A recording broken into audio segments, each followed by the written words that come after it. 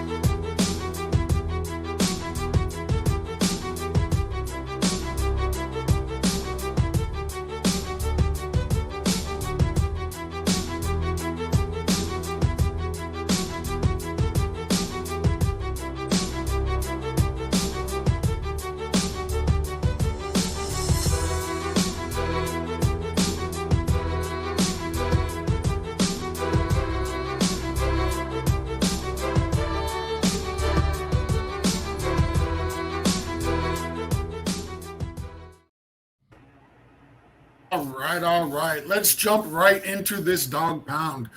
Before we get going, Mr. Bush, I want to go ahead and give you an opportunity. Why don't you tell all the listeners and the watchers a little bit about your background, where they can support you and follow all the work that you do? Oh yeah, no doubt, man. You can check me out, Gbush, Gbush91 on Twitter. You can actually check me out every single Saturday from 8 a.m. to 12 p.m. on 92.3 The Fan. Do a show over there called The Barbershop, really inclusive with the fans and audience. So you can check that out. And if you missed the show, you can download the Odyssey app and you can listen to the show up to 24 hours, on repeat or rewind. And they do have all my interviews up there, from Browns players to around, different media guys. So definitely check that out. You can check me out every single day. I'm on Ultimate Cleveland Sports Show myself, Adam the Bull, Jay Crawford, Tyvis Powell, Brad Sellers, former Chicago Bull. Who else? Jason Lloyd of The Athletic. So we got a lot of different guys that's on there doing their thing. So you get every single day, Monday through Friday. That's 11 to 1 p.m. And then, of course, continue to check out the Barbershop. We do the Barbershop YouTube page, YouTube channel. We put up all kind of content over there, and then we'll start to come up on the season. We'll be doing the pregame show and a postgame show on the Barbershop as well. So those are all the different platforms you can reach me at, and definitely make sure you subscribe to the channel so you get all the behind the scenes stuff that I'm not doing, whether it's on radio or television. Man, I can honestly say I appreciate your time. You, sir, are a very busy man. So I again, on behalf of the Toilets and Titles Network, we do appreciate you taking your time to come on this evening to talk to us. No love, DJ, all love. Go ahead. Awesome. DJ, why don't you go ahead and introduce yourself, tell everybody where they can follow you? Yeah, for sure. I'm DJ Prue, half of Playing with House Money on Toilets and Titles Network. We're on every Friday, 11 a.m., 12 p.m. Central Eastern Time. I'm just a co-host on Playing with House Money, our gambling show that we just started a few weeks back. This will be week 7, so you can follow me at PrueBaby10 on Twitter and Instagram, and then you can also follow our Twitter at PW_House Money on Twitter, Instagram, and Threads. So yeah, come check us out, and it's an honor to have you, Mr. Bush. Thank you. Thanks for joining. Hey, anytime, man. Anytime. All right, so let's get into this. I'm going to ask you, Garrett, without saying Jim Brown, we're going to take him off of Cleveland sports history. What is your favorite player in Cleveland Browns history? You can't say Jim Brown. He's no longer there. I would go with Marion Motley. He's from Camp McKinley. I'm from Camp McKinley, so we just put up a statue of Marion Motley probably a year ago. Commemorating what he was in the city of Canton, and obviously playing for the Browns. That's an old school player. One of the new school players who I would say is probably my favorite player is probably Nick Chubb. Like it would be Nick Chubb. But I could go with somebody who only played for a little bit of time. Josh Gordon was that dude. For 1 year, Josh Gordon was the coldest dude walking in cleats. You couldn't touch him. He was Michael Jackson. He was moonwalking on people. There was nothing you could do. 1,600 yards. Ain't even like 2 games. Prime Josh Gordon was something that we hadn't seen in Cleveland in a long time, and we frankly haven't seen it since. So if you want to go with, I gave you 3. Old school, Marion Motley, new school, Dick Chubb, and then one of the one-hit wonders, so to speak, and guy who could have been a 30 for 30. We'll be looking out for Josh Gordon. Go ahead. Really shout out to you saying Josh Gordon today, though. Seriously, that was those couple years that they gave him the, trying to give him the slap on the hand the first couple times, and then to string it out like that, and really you never got to see what he panned out to be. Man, shout out to you for that one. I wasn't expecting to hear that. Yeah, Josh Gordon, man. He was, it's a shame because now, the marijuana laws and different things like that is way more restricted. I don't even think he would be in the protocol like that. So, but it's just unfortunate that we didn't get to see the best of Josh Gordon for a prolonged period of time. No, the NFL definitely robbed him of his prime. It's great that you brought up Josh Gordon. I'm in the middle of redoing this room. This used to be my son's old room. He I'm turning it into a podcast room, and right. I don't have it in this room right now, but I actually have a Josh Gordon autographed signed Browns football. That's dope. That I got from him. So when we're all done, I'll go show it to you. It's a nice white football. It's got the Browns logo. It's got Gordon's autograph on it. It's one of my favorite pieces of memorabilia. And I'm not I'm not even a Browns Dolphins fan, if you can't tell by the teal background. But I love Josh Gordon, so I'm really glad that you brought him up, and we got to talk to him a little bit about him today. Real quick, if you don't mind.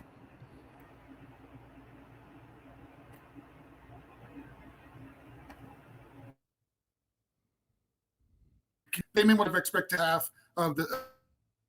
I think it was 10 games. So can you just kind of give a quick recap of what went right, what went wrong last year? Well, what went right, what went wrong was Deshaun Watson got suspended for 11 games. That went wrong. After that, I call it a gentleman's punt.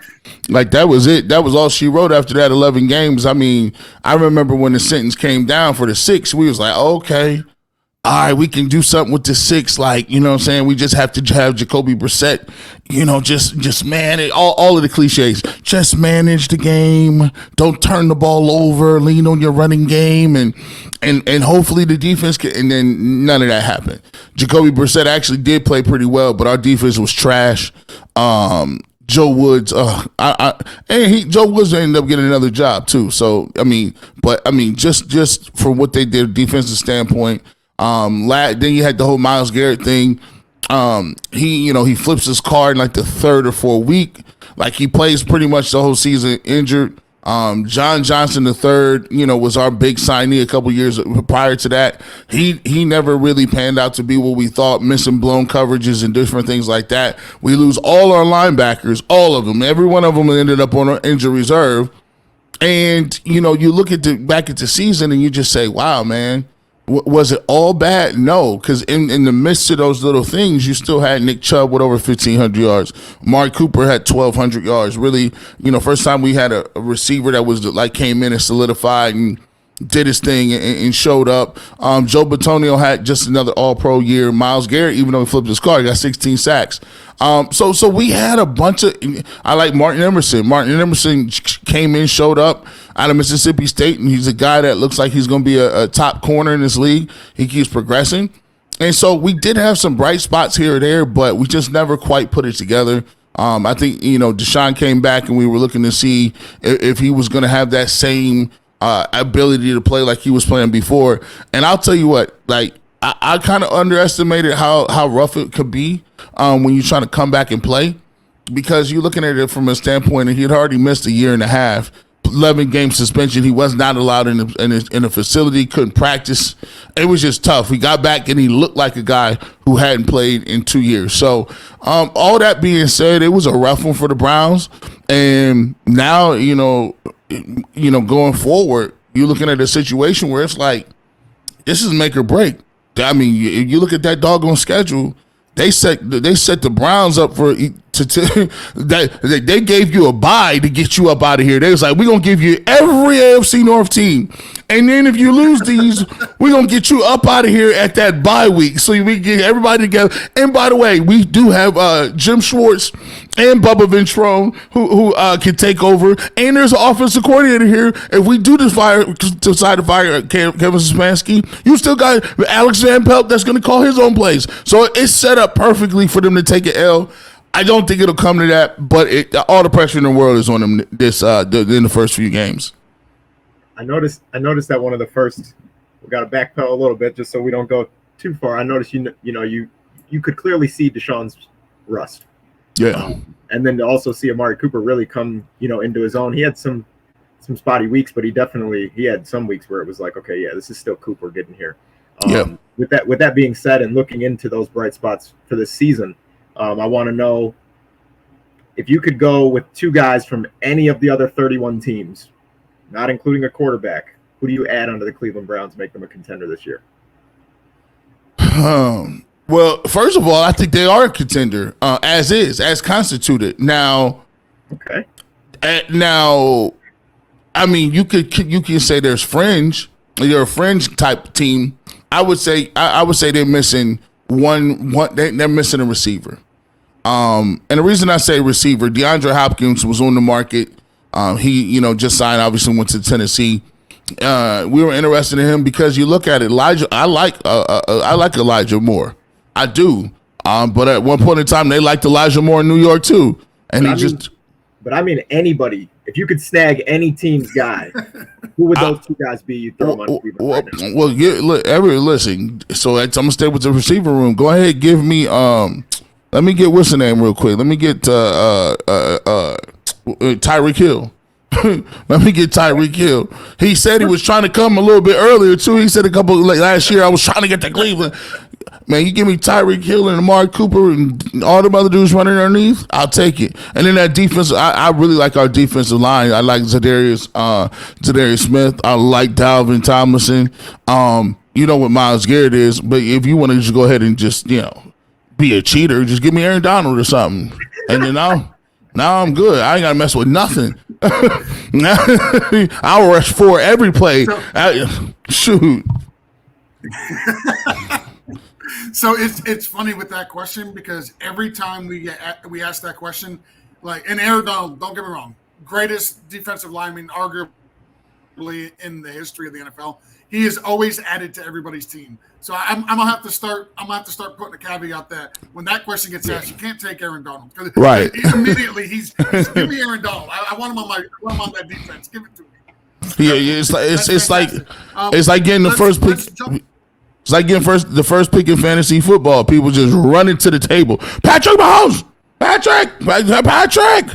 I don't know this year. I don't know if I would take Patrick, though. I mean, there's some good running backs out there, but I would not touch one of those running backs. Who knows going to be playing between Saquon Barkley and Jacobs and all those guys. I'm cool on them. I'm not going to touch them in fantasy, but that's fantasy. Right now, I don't blame you either. There's too much mystery surrounding all of them. Let's jump back to let's jump into the wide receiver room because the Browns this offseason they added a lot of pieces to that wide receiver room. They already had Amari Cooper, who you've talked about. They added Elijah Moore. You got DPJ there. They added Marquise Goodwin, he's a speedster. They got Cedric Tillman in the draft. They still have Anthony Schwartz, who's also another speedster. What's your opinion overall of the wide receiver room there? They look decent on paper, but very inexperienced. If, say, for instance, people ask me, they say, why are you sound like you're a little down on the receivers. I said, no, I'm not down on the receivers. I said, well, let me give you this. First, I don't know, week of the season, you're running routes before practice. Amari Cooper comes up hobbled. He's done for the year. Oh, boy. Now, if you evaluate that same locker room, that same wide receiver room without Amari Cooper, it's looking crazy. You just lost your number one receiver. Elijah Moore is a guy that you like, But are you ready to have him as your X receiver? Like, you like him. You like David Bell coming up last year, but he didn't show me anything of any significance. He's a guy who will catch the ball thrown to him, but he also runs like a 4.7. So I didn't see him open that much. Anthony Schwartz is fast, but there's nothing else besides that with Anthony Schwartz. I don't know if he can run the right routes. He drops the ball a lot. He's skittish. He'll fumble. He's one of the camp candidates to actually get released. I like Shedrick Tillman, but he's a rookie. We'll see what rookies do. I don't know if I like counting on rookies to do too much. I like Marquise Goodwin. I like he's a speedster. He's been injured a lot. He's been injured a whole lot throughout his career. That's been the MO on him. And then Donovan Peoples-Jones, the 6th-round pick, he's shown me something. He's made himself a pro. I don't know if he's going to get a second contract with the Browns. I think somebody else will end up paying him, but he's a good receiver. He's a possession guy, contested catch guy, decent catch radius. He's not going to be too explosive. He's not going to, wow you with his, athletic ability, but he's a good, solid receiver. He's a professional receiver. So I don't see any splash plays right there with what we got. I don't see too much splash if Amari Cooper was to go down. So for me, that's why I was so interested in trying to find another receiver, because you look at it across the AFC, it's an arms race, man. I mean, you look at what the Dolphins got, the Jets got nice ball players at receiver. We know what the Bengals got. They got 3 solid receivers over there. Not to mention what the Chargers have with Mike Williams, and so there's all kind of different guys out there offensively that can get it done. Now the Browns, what they got, I think they're contenders, but I would like to see another move to be made to give me a little bit more cushion, so to speak. I fully agree with that. I do think the ground and pound also kind of steers them away from going out there and really filling that room, with just incredible receivers, especially after what they saw to Watson late last year. Mm-hmm. I do think DPJ is a lot better of a deep threat than a lot of people do think, but you definitely don't want to see Coop go down at all. I fully agree with that. With that, all of that being said, in the receiver room and the additions being made, what was your number one addition on the Cleveland Browns offseason this year? I believe it's Dalvin Tomlinson. It's either between him and Zadarius Smith. I think what they've done is they've upgraded the defensive lineman position because they had no choice. I mean, last year when you talk about Tommy Togiai, you talk about Taven Bryant, you talk about Jordan Elliott, those guys were ranking in the 60s. PFF grades were Perrion Winfrey was in the 40s and 50s when it came to stopping the run. So last year I was pounding the table saying, are you guys really about to go into the season with these guys? And they had a horrific all-time low season when it comes to talking about the defensive line play. So the first thing they did, they went out and got Jim Schwartz and got rid of Joe Woods. I think that's a major victory on the parts of what the Browns wanted to do. Then they said, let's go and get you some ingredients over here. To get you some food to make a meal. Tomlinson, I had guys from on the beat reporters for the Minnesota Vikings. They talk about how this guy has just continued to get better through his career. A guy that can play the run and the pass. Motor is high. Really good, consistent dude. And then when you go get Zadarius Smith on the opposite end, that is by far the best pass rusher that Myles Garrett has ever played with. You look at his tape, the first 10 or so games, the first half of the season, he looked like a defensive player of the year candidate. Tailed off a little bit towards the end of the season, but he definitely has the skill set to definitely make Myles Garrett a better player. And I think you're not gonna be able to double team a lot of these guys. So I like the 2 moves on the defensive line is the moves that I like the best. So sure. real quick, I'm gonna jump in. I gotta do a quick little house cleaning. Gotta pay. I want to tell everybody, if you like this content and you like everything we're doing here at the Toilets Titles, please go visit our sponsor, Rival Fantasy. This is not your average sports betting. This is actually the newest evolution of sports betting. That's at Rival Fantasy. Start your account today, and they will match your first deposit of up to $200. So if you put in $100, they will match it with another $100, so you have $200. And if you use our code, joinrival.com/title tribe, they'll give you an additional $25. So for $100 deposit, you can actually walk away with $225. Again, that's at rival.com. Rival Fantasy. It is the newest evolution of sports betting. And DJ Prue knows a little bit about the sports betting. Real quick, we talked a little bit. I'm sorry, what's that? After they make the deposit, come on down. We'll get you squared away. Exactly, and we'll make that money grow. We talked a little bit about Cedric Tillman, who the Browns drafted in the 3rd round. A guy I want to talk about, and I want to get your opinion on that they drafted in the 4th round, is somebody I was hoping my personal team would have drafted, and that was the big tackle, DeJuan Jones from Ohio State. I got to meet him and watch him practice for I think he only practiced for 1 day at the Senior Bowl, but he was like a man amongst men out there, just throwing people around. How he fell to the 4th round, it's got to be injury related because he looked like an absolute beast at the Senior Bowl. What's your opinion on DeJuan Jones, the offensive line in whole, and what the Browns did with the draft this year? So I think the Browns did some things, did as well as they could in the draft. Obviously, we've used most of our draft capital to acquire Deshaun Watson, so we didn't have any 1st round picks. We did have some picks later on in the draft, and I thought what they did in getting Cedric Tillman was a big time thing for him. Me myself personally, I wanted to get Jalen Hyatt. I was salty as hell when they moved up to get him. The Giants did. I was sick to my stomach, but I came around. Tillman's a big body dude. The Browns don't have per se a guy like that in their system in their receiving core. So I like to collect some different skill sets like a Swiss Army knife. So for me, I'm cool with that. But DeJuan Jones, to me, this one was a very nice pick. Because to me, I think DeJuan Jones has all of the characteristics of a guy that can move from right tackle to left tackle. And if you look at the Cleveland Browns offensive line, the 2 weak points on their line is left tackle and Jedrick Wills and right tackle and Conklin. Now Conklin is been the weak point just because he's been injured. He's a lean guy. He's a linear guy. He's not really a knee bender. He's like more of a upright type right tackle. And when you have knee injuries and lower body injuries, that's only going to, make things worse in terms of your bend and different things. I was surprised that the Browns gave him an extension like that. I was surprised because when you look at his grades, he had took a substantial fall off in terms of his pass rush grade, his pass game, and his running grade. So I was surprised when they extended him to try, he might end up ending his career in Cleveland, given the fact that they gave him, such a guaranteed amount of money.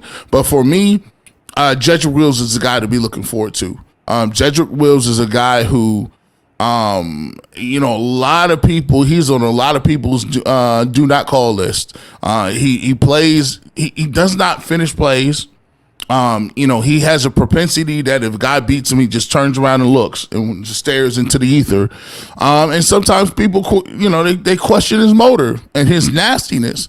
So you got a guy in DeJuan Jones, and you were correct. When you watch him at the Senior Bowl, he was only down there 1 day, and I think that could have hurt him a little bit. I don't know if it did or not, but his agent felt like he had done all he needed to do. He dominated the pass rush. He dominated the one-on-one drills. He's the biggest man I've ever seen in my life. He's like, good gracious, he looks like everybody's bouncer. So if you got a bouncer that you think is big, that he's the bouncer over that bouncer, right? Like that bouncer reports to him, right? And he tells them what to go do and who to beat up. So that's how big he is, man. Like he's just a massive guy. And I think, $14 million for Jedrick Wills in his 5th year option, they picked it up. But let's just keep it real. They don't draft guys like that for no reason. You also got Hudson backing up. So the Browns have a good problem. Remember, Nick Harris is a guy who he was your starting center. Nick Harris is the starting center going into the year. First play of the first game against Jacksonville, blows his knee out, and he's out for the year. Now the Browns go out and get Ethan Pochich, and guess what? Ethan Poach has turned out to be, according to PFF, a top 5 center, and now we'll see what Nick Harris can pivot and be a backup center or a guard or something like that. But the Browns have a nice little bit of depth at the offensive line position. Yeah, you're not understating how big DeJuan Jones is either. Like, I'm a big guy. I'm 6'4", 300 pounds. When I was at the Senior Bowl, like, some people thought that I was actual football players, not just a media guy. And that couldn't have been further from the truth. I'm in my 40s. There's no way I'm coming out of college to play football. But when I stood next to DeJuan Jones to talk to him, I felt like I was 5'2". Like, I mean, the man is just a monster. So the big bouncer, that is an accurate description of DeJuan Jones. Without Yes, sir. He is definitely all of that. I'm the same height as Tariq Cohen. I think DeJuan Jones would look like a couple of these. But I will say though, I'm not too far out of shape. I'm a little older now. I ain't in my 30s yet, though. But if anybody needs a small ass slot receiver, they can call me. I'll get that.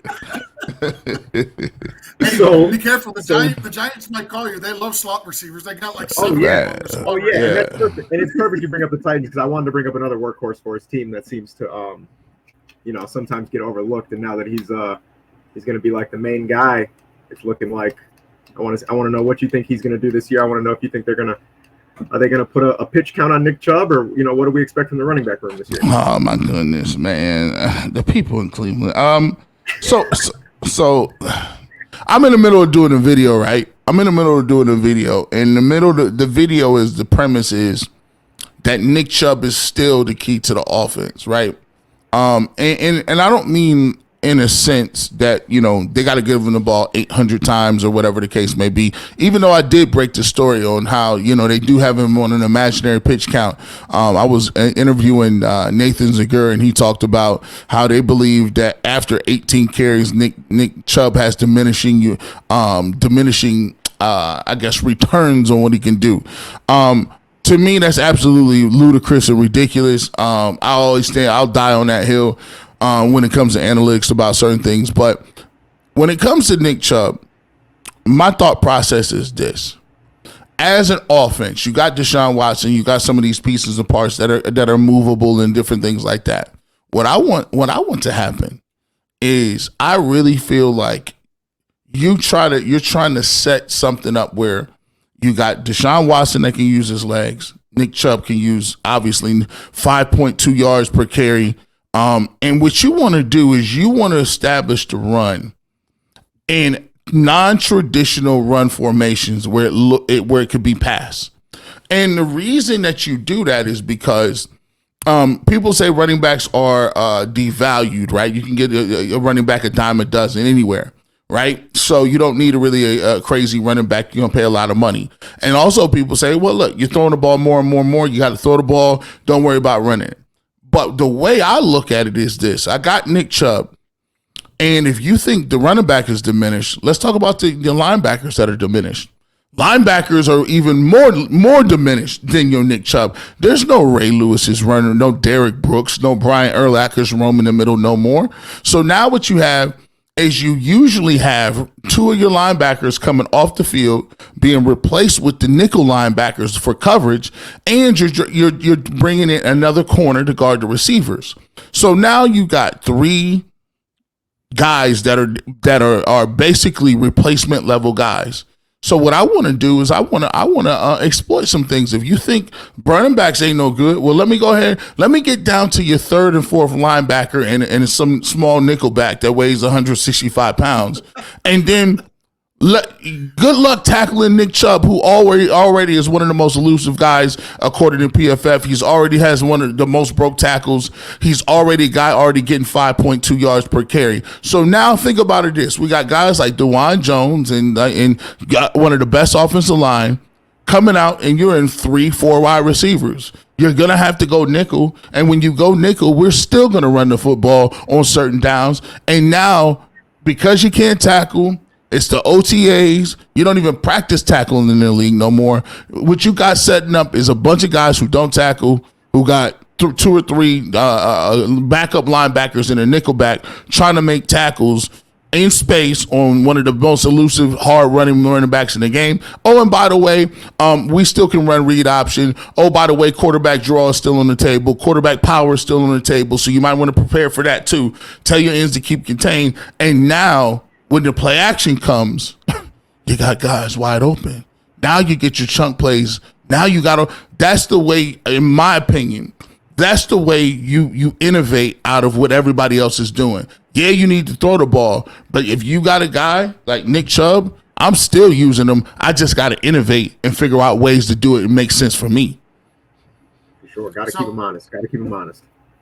Yeah. Got to keep him honest. A lot was made with Kareem Hunt and Dearness Johnson leaving. Are they going to roll with just Jerome Ford, Nick Chubb, and I forget who the other running back is at this moment, but the three that are on there, or you think they're looking to possibly bring in one of the free agent running backs that's out there? Nah, I don't think they're going to bring anybody in. I think they got right now Kareem Hunt is still on the market. He's still, Dalvin Cook is still on the market. Zeke Elliott's still on the market. So I think one of the things they're going to do, they're going to go with Jerome Ford. I like Jerome Ford. You go back and watch his tape from Cincinnati. He has breakaway speed.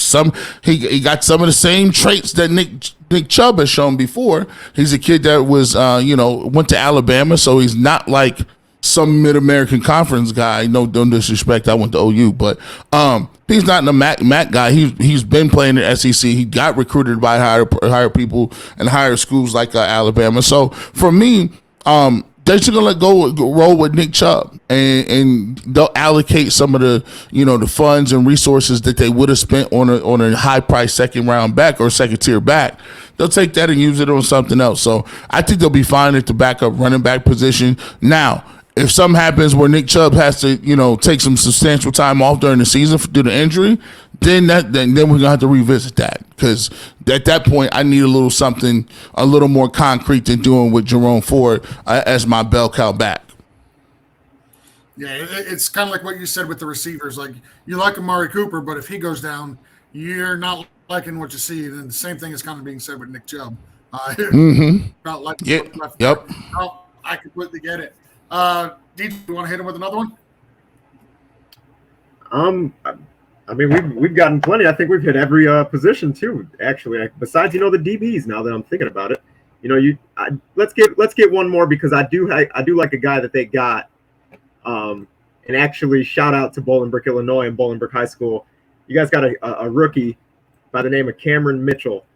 And he actually went to my former high school. Kid's a baller. He went to Northwestern. You guys gave up a lot of points last year on a lot of games that you guys would have thought, hey, we might be able to make a run at this thing if we can come out with these. And I think this year you'll see the fight in this team a lot more. I think the defense will be a little more scrappy as well. Do you think they did enough on that back end to keep them in games the way they need to? Well, they got Juan Thornhill, Super Bowl champ for the Kansas City Chiefs. I think Grant Delpit played well at the end of last year. So I think he'll take another step. Denzel Ward on the one side. Like I said, Martin Emerson, a guy who's almost 6'4", he's a physical guy. Love his length. And then you got Greg Newsome, who was a first-round pick, which was, I think, Mitchell's not roommate, but teammate. Played together at Northwestern. He's a guy who, if you go back and look at his coverage grades, is another guy who's played well in terms of covering guys. So they got three good corners. They've upgraded and they moved on from John Johnson. I think that'll be something that's going to be to look forward to, and I think that is encouraging. But when you talk about Mitchell, I like him a lot because he looks like the guy that wants to play nickelback. He looks like the dude that want to put his nose in there. We interviewed Greg Newsome. He said one of the reasons he didn't really necessarily, the way the defense was split last year, he didn't want to stick his nose in there like 200 times, because people don't realize, kind of how I said I would run the ball when people are in nickel a lot. That nickelback is basically a force player. He's a player that has run responsibility. So all you're doing is taking a strong side linebacker, or maybe one of your weak side linebackers, whoever's better in coverage, taking them out and putting a corner over there. So he has responsibilities in the run game. And when you're that small, and you're trying to tackle these running backs and spill the ball and fullbacks and different things like that. I think that's a problem. But I like him. I like the fact that he's a secure tackler. There was a couple plays in the Big Ten championship game against Ohio State where he tackled, I think it was Justin Fields in an open field. He's able to make some tackles. I think he has really good ball skills. I like him overall. I think he's a guy who can start on special teams, and he could, if he turns out to be a really solid leverage run type guy, I could see him getting minutes in the nickel as well. I do. I think I really like his skill set. All right, so we got one more question, and then we'll go ahead and get you out of here. According to Sharp Football Analysis, the Bears have the 16th most challenging schedule this year. They also have the Browns projected to win 9 games. Mm-hmm. Give me a end of season record prediction for the Browns. Well, look, this is a make or break year. I think if they don't make the playoffs, Stefanski's gone. Andrew Barry, general manager, I like what he's done in the offseason, and I can see in his moves a little bit of a I would say desperation, and it's okay to be desperate. I like desperate people, because desperation puts a little fire up on you know what. And so now I think the defensive line is better. I think that they've made some upgrades in terms of what they've done on the offensive side of the football, the receiver room. It all boils down to what Deshaun Watson's going to do. If Deshaun Watson comes back and he looks like the 4,700-yard guy with the 39, 40 touchdowns and under 10 interceptions, the Cleveland Browns are a bona fide contender. I think they're one of the most talented teams in the league. But when you're dealing with the AFC, I mean, if you want to lose your money, just go ahead and gamble on AFC football games, because it's going to be some weeks. It's going to be some weeks. The Denvers of the world, the Oaklands of the world, those guys are going to jump up. The Indianapolis Colts might jump up a little bit, but for the most part, it's a juggernaut, especially at the top with the Chiefs, the Bills, the Bengals, the Chargers. Jacksonville is looking better. Jacksonville look much better. So with all that being said, long way around, I'm gonna stand on it. I think the Browns can come out, and I think they can win 11 games. 10 is I think may get you in, but I think you might need 11 to really get in. And I did pick them to make the playoffs, to sneak into the playoffs. So I got them with 11. What is it? 11 and 7, 11 and 7, 11 and 8, 11 and 6. 11, so they put. Okay, 11 and 6, 7 games. 11 and 6. I got them. 11 and 6, and we'll see. We'll see if that is enough to get them in the playoffs. Yeah, and punt is definitely intended to this, but the AFC is going to be a dogfight. That division right now, top to bottom, it's going to be a dogfight. Yes, sir. Again, I knew it was coming. We're gonna go ahead and wrap this up. Again, Mr. Bush, greatly appreciate your time coming on, with us, talking a little bit of Browns football. One more time, why don't you go ahead, tell everybody where they can follow you, support you, all that stuff, and then we'll get out of here. All right, man. You can catch me 8 to 12 every Saturday on the Barbershop radio show. That's on 92.3 The Fan, WKRK-FM. You can also watch me and rewind that on the Odyssey app. Just download it. Go search Garrett Bush. You'll be able to rewind the whole show from 8 to 12. Also, check me out 11 to 1 every single day on Ultimate Cleveland Sports Show. That is on WKYC as well. You can find that on the Roku app. You can actually find that also on the WKYC TV app as well. 11 to 1. We have a lot of great guys, great guests on there as well. And then obviously the Barbershop YouTube channel where we do shorts, we do videos. Working on a video right now, breaking down what Jim Schwartz is going to run. What does that mean for Myles Garrett?